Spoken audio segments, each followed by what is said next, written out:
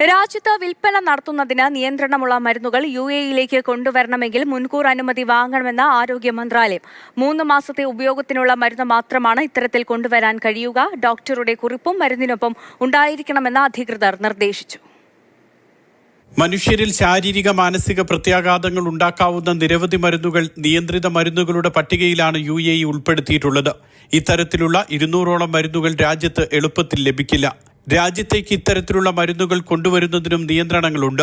എന്നാൽ ഇന്ത്യ അടക്കമുള്ള വിദേശ രാജ്യങ്ങളിൽ ഇത്തരത്തിലുള്ള മരുന്നുകൾ പ്രാബല്യത്തിലുണ്ടാകും. UAE-യിലെ നിയമങ്ങളെക്കുറിച്ചും നിയന്ത്രണത്തെക്കുറിച്ചും അറിയാതെ പ്രവാസികൾ ഇത്തരം മരുന്നുമായി എത്തുമ്പോൾ വിമാനത്താവളത്തിൽ വെച്ച് പിടിക്കപ്പെടുകയും ജയിലിലാകുകയും ചെയ്യുന്ന സംഭവങ്ങൾ ഉണ്ടായിട്ടുണ്ട്.